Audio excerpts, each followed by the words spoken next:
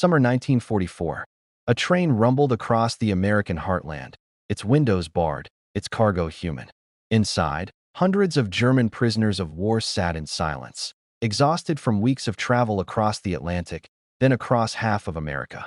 They were young men, most barely in their 20s, captured in North Africa or Normandy, torn from the war and shipped to a land they had been taught to fear. They expected punishment. They expected cruelty. They had heard stories, whispered rumors in the camps before embarkation, about what Americans did to prisoners. Some expected to die. None expected what actually awaited them. The train slowed as it approached a small town in northern Iowa, Algona, population 5,000, surrounded by endless fields of corn and wheat. The prisoners peered through the bars at a landscape so peaceful it seemed unreal. Children played in yards. Women hung laundry. Men drove tractors. This was the enemy homeland? This quiet farming community? Where were the fortifications? Where was the hatred? The train stopped. Guards opened the doors, not roughly but efficiently, and ordered the prisoners out. They stepped onto the platform, blinking in the bright summer sun, and saw it. Camp Algona, a sprawling compound of wooden barracks surrounded by barbed wire and guard towers. It looked like a prison. It was a prison. But as the prisoners filed through the gates and were processed, names recorded, possessions cataloged, bunks assigned, something became clear. This prison was unlike anything they had imagined. The barracks were clean. The bunks had mattresses, thin but present. There were showers with hot water. There was a mess hall serving 3 meals a day, not gourmet, but substantial and regular. There were recreation areas, a library, even a small theater. The guards, while watchful, were not cruel. They gave orders but didn't scream. They maintained discipline but didn't brutalize. The prisoners, conditioned by months or years of war to expect the worst from everyone, didn't know how to process what they were experiencing. Was this real? Or was it an elaborate trick designed to lower their guard before the real punishment began? It was real. And over the months and years that followed, Camp Algona would become something extraordinary, a place where enemies became workers, where hatred dissolved into grudging respect and sometimes genuine friendship, where the worst war in human history created an unexpected oasis of humanity. The prisoners would call it many things: a sanctuary, an impossibility, a place that changed them. But the phrase that appeared most often in their letters and diaries, the phrase that captured what they felt when they remembered those years, was simple and profound. It felt like heaven. This is the story of Camp Algona, the POW camp that shouldn't have existed, that defied every expectation, and that proved something both sides had forgotten: that even in war, humanity could survive if someone was brave enough to choose it. The story of Camp Algona begins not in Iowa, but in the deserts of North Africa and the beaches of France, where tens of thousands of German soldiers were captured by Allied forces in 1942, 1943, and 1944. The captures created an unexpected problem: what to do with so many prisoners. Camps in North Africa were temporary and overcrowded. Britain, under constant bombing and struggling with resources, couldn't accommodate them all. The solution was America, vast, wealthy, and thousands of miles from the fighting. Captured Germans would be shipped across the Atlantic and interned in camps across the United States until the war ended. The decision was pragmatic, but it also reflected American strategic thinking. The United States had signed the Geneva Convention, which established rules for treating prisoners of war. POWs were to be housed safely, fed adequately, and protected from abuse. They could be required to work, but only on non-military tasks and with fair compensation. The United States took these obligations seriously, not just for humanitarian reasons, but for practical ones. American soldiers were being captured by Germany. How Americans treated German prisoners would influence how Germans treated American prisoners. The Geneva Convention was a mutual agreement. You respect our captured soldiers, and we'll respect yours. But beyond international law, there was another factor: American ideology. The United States was fighting for democracy, for freedom, for the idea that all people deserved basic rights and dignity. Brutalizing prisoners would undermine that message. It would make America no better than the fascist regimes it opposed.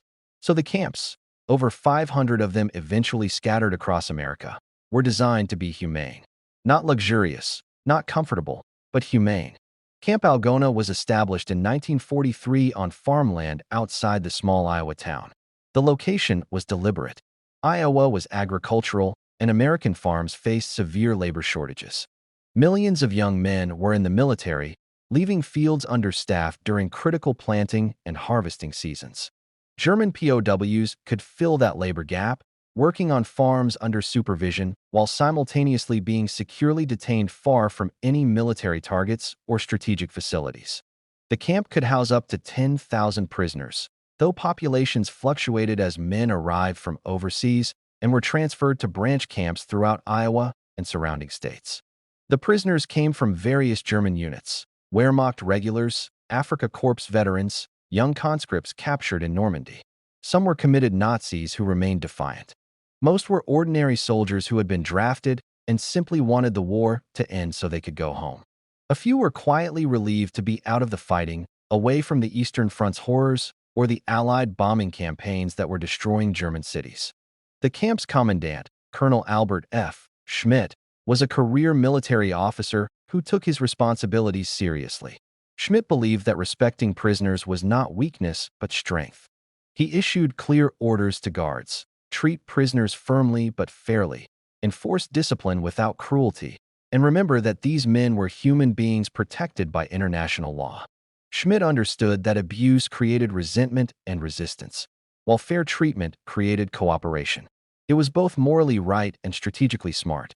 If you're moved by forgotten stories of humanity triumphing over hatred even during war, subscribe to Retro Files and discover the places where compassion survived when everything else had burned. The prisoners' first days at Camp Algona were disorienting. They had been prepared for suffering, not decent treatment. Many distrusted the apparent kindness, assuming it was temporary or designed to extract information. But days became weeks, and the treatment remained consistent. The food wasn't exciting: potatoes, bread, occasional meat, vegetables, but it was adequate and far better than what German soldiers in the field were receiving by 1944. The barracks were crowded but weatherproof. Medical care was available for those who needed it. And perhaps most remarkably, the prisoners were paid for their labor: 80 cents per day in scrip that could be used at the camp canteen to buy cigarettes, toiletries, and small luxuries. The work program began in summer 1944. Prisoners were transported daily to nearby farms where they helped with planting, weeding, and eventually harvesting. The work was hard. Farming always is, but not abusive. Farmers generally treated the German workers with cautious respect. They needed the labor and couldn't afford to alienate the workers through cruelty. Guards supervised to prevent escapes, but escapes were rare. Where would a German soldier go in the middle of Iowa? They didn't speak English. They stood out. And increasingly, they didn't want to escape. Life at Camp Algona, while constrained, was safer and more comfortable than anything they would find on the run. As summer turned to autumn, the relationship between the prisoners and the local community evolved in unexpected ways. Iowa farmers, many of whom had sons or brothers fighting in Europe, found themselves working alongside the very soldiers their relatives were fighting against. The situation was awkward, sometimes tense, but it forced a kind of proximity that broke down abstractions. These weren't the enemy in some distant, faceless sense. They were young men named Heinrich and Joseph and Franz, who sweated in the fields, who joked with each other in German, who clearly missed home as much as any American soldier overseas did. Some farmers were cold and distant, maintaining strict professional boundaries. Others gradually warmed. A farmer might share his lunch with a prisoner who had worked particularly hard. Another might gesture to show how a task should be done, communicating through demonstration when words failed. Over time, small gestures accumulated into something resembling respect. The prisoners worked diligently. They took pride in their labor, in doing work well regardless of circumstances. The farmers appreciated competence. Mutual respect grew from that foundation, slowly and quietly. Inside the camp, prisoners organized their own community.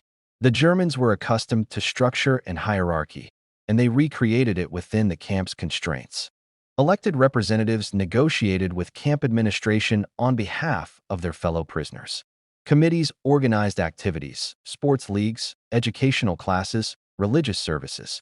The camp had a soccer field where prisoners formed teams and played matches that drew enthusiastic crowds of their fellow POWs. There was a small orchestra that performed concerts.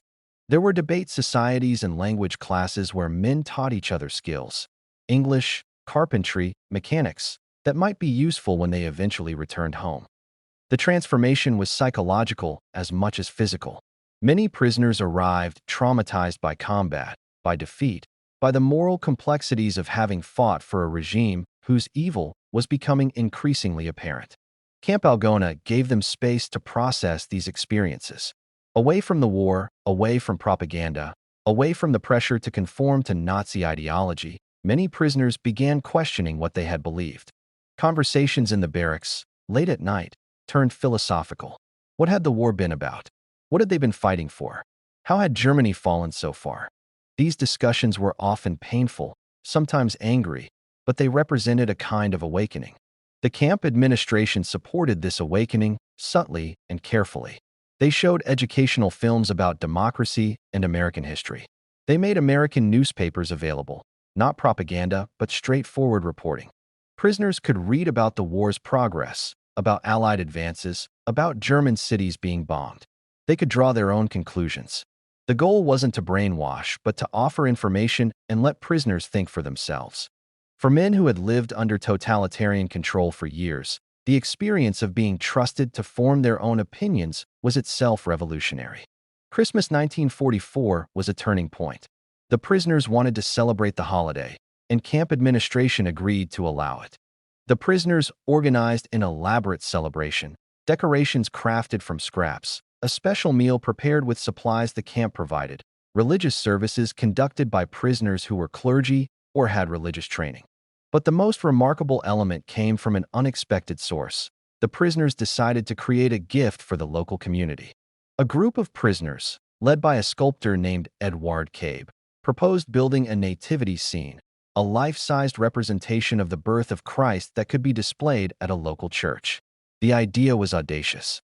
These were enemy soldiers proposing to create religious art for an American community. But camp administration approved, and the project began. Prisoners worked in their spare time, using concrete and whatever materials they could scrounge or were provided. They sculpted Mary and Joseph, the infant Jesus, shepherds, wise men, animals, all in remarkable detail. The work took months and demonstrated extraordinary skill and dedication. When the Nativity was completed in 1945, it was installed at the Nativity Grotto at Immaculate Conception Church in Algona. The local community's response was mixed. Some were deeply moved by the gesture, viewing it as a genuine expression of faith and goodwill. Others were uncomfortable accepting a gift from enemy soldiers. But the Nativity remained, and over time it became a beloved part of the community's Christmas tradition. It stands there still, more than 75 years later, a permanent reminder of an unusual moment when enemies created something beautiful together. For more incredible stories of unexpected humanity emerging from history's darkest chapters, subscribe to Retro Files and uncover the moments when compassion defied everything. The Nativity Project catalyzed broader changes. Local residents who had been wary of the prisoners began seeing them differently. These men who could create such beauty, who showed such reverence, couldn't be the monsters propaganda had portrayed. Some local families began inviting prisoners to their homes for meals, carefully supervised visits that nevertheless represented extraordinary trust. Prisoners would sit at American dinner tables, eat American food, and experience American family life. They were astonished by the abundance, by the informality, by the kindness. One prisoner, writing home in a letter that would later be preserved in archives, described Thanksgiving dinner at a local farm. The family had sons fighting in Europe, yet they treated us as guests. The mother served turkey and potatoes and pie, and we ate until we could eat no more. The father asked about Germany, about our families, about what we would do after the war. We spoke in broken English and gestures, laughing at misunderstandings. When we left, the mother gave us cookies wrapped in paper. I cried on the truck ride back to camp, not from sadness, but from confusion. How could people show such kindness to their enemies? I do not understand America, but I begin to love it. These experiences were transformative for many prisoners. They arrived expecting hatred and found hospitality. They arrived convinced of American degeneracy and found decency. The cognitive dissonance forced reconsideration of everything they had been taught.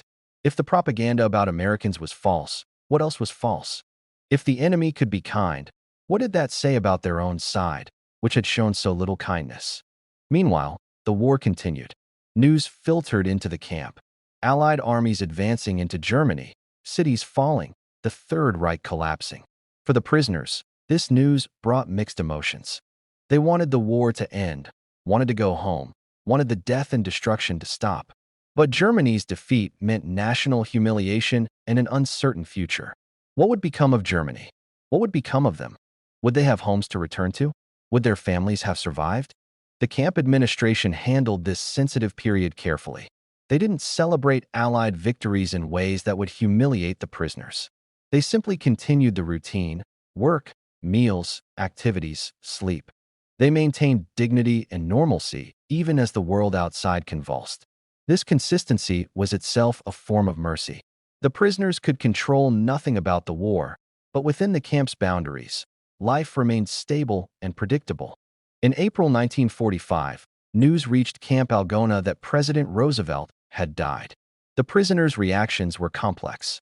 Roosevelt was an enemy leader, but he was also the architect of the policies that had treated them humanely.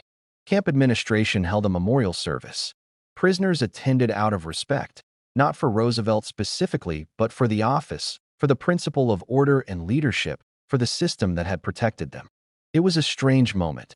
Enemy soldiers mourning an enemy leader, but it reflected the unique culture that had developed at Camp Algona. When Germany surrendered in May 1945, the camp erupted in mixed reactions. Some prisoners wept with relief. Others sat in stunned silence. A few remained defiant, insisting this was temporary, that Germany would rise again. Most simply felt exhausted, physically, emotionally, spiritually drained by a war that had consumed their youth and ended in total defeat. The camp administration allowed prisoners to process their grief and shock without interference. They understood that defeat, even defeat of an evil regime, was traumatic for those who had fought for it. But surrender also brought uncertainty. What would happen to the prisoners now? Would they be sent home immediately? Would they face war crimes trials? Would they be forced to rebuild Germany under occupation? Nobody knew. The waiting was agonizing. Months passed. Summer turned to autumn, then winter again. The prisoners remained at Camp Algona, working on farms, participating in camp activities, existing in a strange limbo between war and peace. During this period, the camp's educational programs intensified. The U.S. military launched re-education efforts designed to introduce German POWs to democratic principles and prepare them to rebuild Germany as a democracy rather than another dictatorship. Classes covered German history, American government, the atrocities of the Nazi regime, and the principles of human rights and rule of law. Not all prisoners accepted these teachings. Some remained committed Nazis who rejected any criticism of Hitler. But many engaged seriously with the material, especially younger prisoners who had been indoctrinated as children and were now questioning everything they had been taught. The re-education program was controversial and of debatable effectiveness. You can't change deeply held beliefs through classroom lectures. But the program's existence reflected American optimism that people could change, that exposure to truth would overcome propaganda, that education could build a better future. Whether or not the classes changed minds, they communicated something important. America believed Germans were capable of redemption, that they weren't permanently evil but had been misled and could learn better. Throughout 1946, prisoners gradually began being repatriated. The process was slow, bureaucratic, and often arbitrary. Some prisoners returned home quickly. Others waited months longer without clear explanation. Those who remained at Camp Algona continued working, continued participating in camp activities, continued building relationships with local residents. Some didn't want to leave. Germany was devastated, cities in ruins, economy collapsed, food scarce, political future uncertain. America, even as a prisoner, offered stability and abundance they wouldn't find at home. The final prisoners left Camp Algona in early 1946. The camp closed, its barracks eventually dismantled or repurposed, its grounds returned to agricultural use. For the local community, life returned to normal, though the memory of the German prisoners remained. Many farmers missed the labor. Some local residents missed the friendships they had formed. The town had been changed by the experience, made more cosmopolitan, more aware of the world beyond Iowa's borders. For the prisoners, the impact was even more profound. They returned to a Germany that bore no resemblance to the country they had left. Cities they remembered as magnificent were rubble. The regime they had served was universally reviled.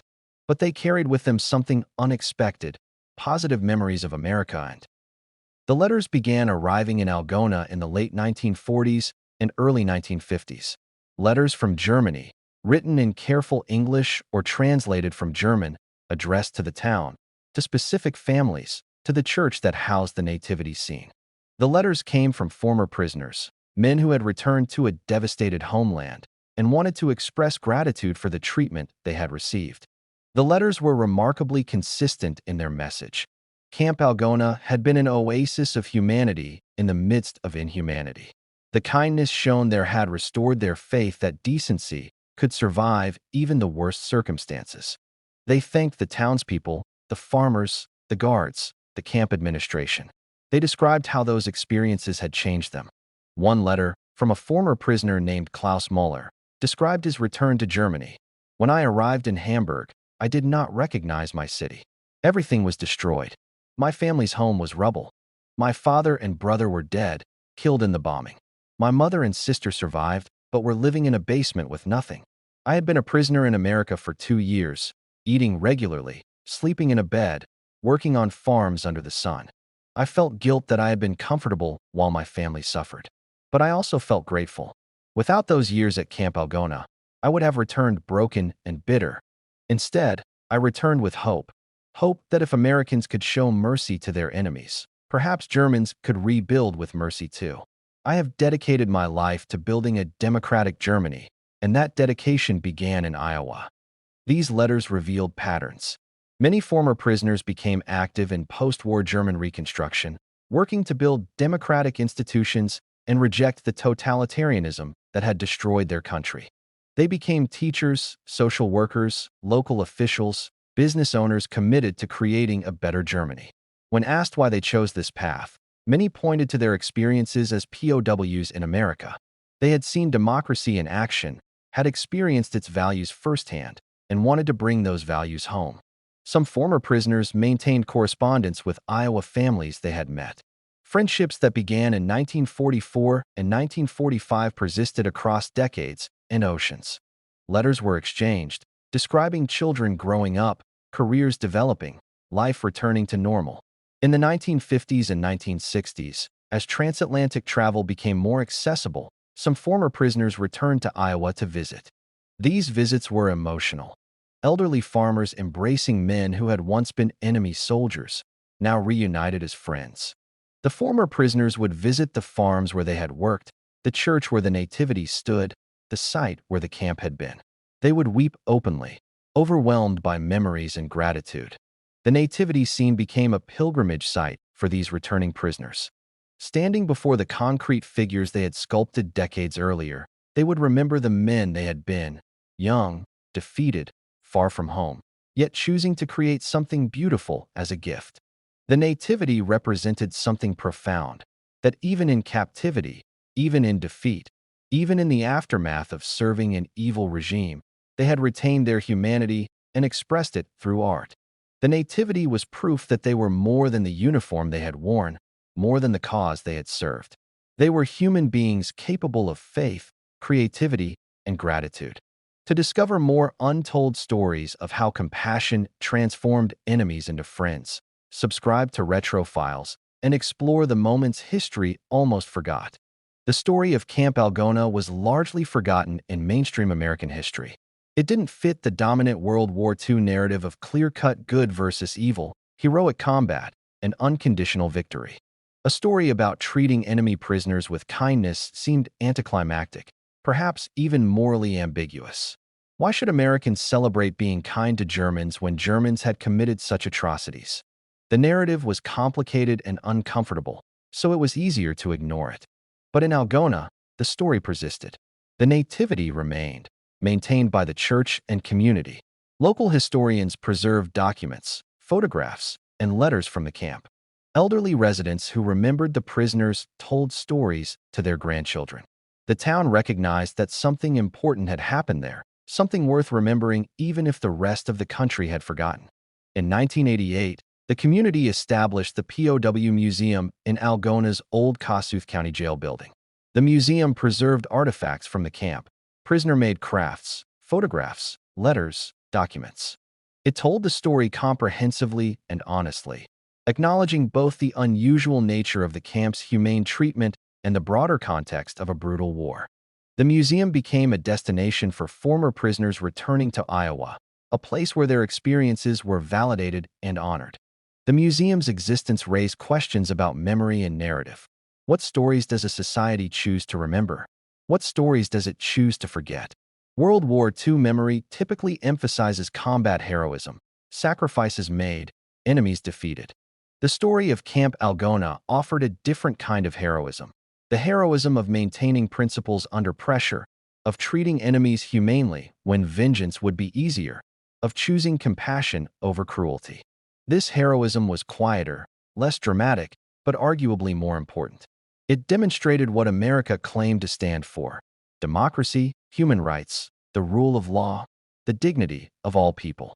The Cold War context gave the Camp Algona story renewed relevance. During the Cold War, the United States positioned itself as the champion of freedom and human rights against Soviet totalitarianism. But this message was undermined whenever America failed to live up to its own ideals. Camp Algona, and other humane POW camps like it, served as evidence that American values weren't just rhetoric. They were practiced even toward enemies during wartime. The camp's existence validated American moral claims in ways that propaganda never could. As the 20th century ended and moved into the 21st, scholarly interest in POW treatment increased.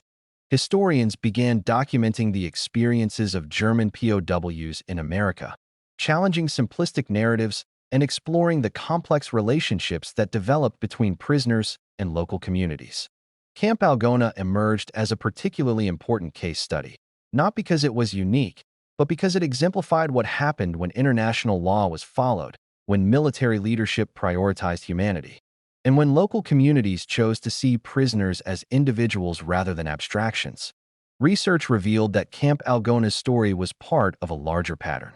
Across America, German POWs generally received humane treatment consistent with Geneva Convention standards. There were exceptions. Some camps had problems with abusive guards or poor conditions, but overall, the system worked as intended. Approximately 380,000 German POWs were held in the United States during the war, and the vast majority returned home with positive impressions of America and Americans. This massive re-education program, conducted not through propaganda but through lived experience, had lasting effects on post-war Germany. The contrast with other theaters of war was stark. On the Eastern Front, treatment of POWs by both Germany and the Soviet Union was horrific. Millions died from exposure, starvation, disease, or execution. In the Pacific Theater, Japanese forces often murdered prisoners rather than taking them captive, while captured Japanese soldiers sometimes committed suicide rather than surrender. Against this backdrop of brutality, the American treatment of German POWs represented a remarkable exception, proof that even in total war, some participants could maintain civilized standards. But the story's complexity couldn't be ignored. While German POWs in America received decent treatment, German concentration camps were murdering millions.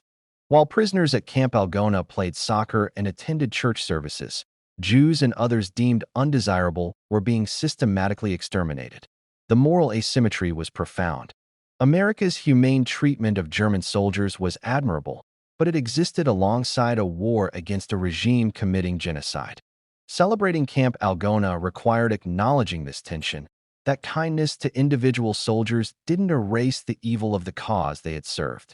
This complexity made the Camp Algona story more important, not less. It demonstrated that moral clarity about the justice of the Allied cause didn't require dehumanizing individual enemy soldiers. You could fight Nazism while treating captured Nazis humanely. You could believe in your cause while recognizing your enemy's humanity. This distinction, between judging a regime and treating individuals was central to American wartime policy and represented genuine moral sophistication. Former prisoners who visited Algona in later years often expressed this understanding. They acknowledged that Germany had been wrong, that the Nazi regime had been evil, that the war had been justified. But they also expressed gratitude that America had treated them as individuals, not as representatives of a hated ideology. This combination, moral judgment of their cause with personal respect for them as individuals, had been powerful and transformative. It allowed them to reject their past without being destroyed by shame, to build new lives without being crushed by guilt. The psychological impact of this treatment extended across generations. Children and grandchildren of former Camp Algona prisoners grew up hearing stories about Iowa, about American kindness, about the transformative power of mercy. These stories shaped their views of